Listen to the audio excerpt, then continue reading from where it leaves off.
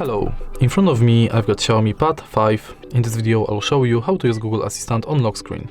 In the beginning, let's enter Google app, tap more and go to settings. Enter Google Assistant,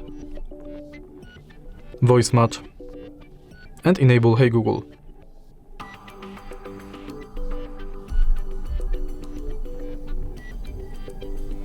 Now go back, enter lock screen and also make sure that this function is enabled.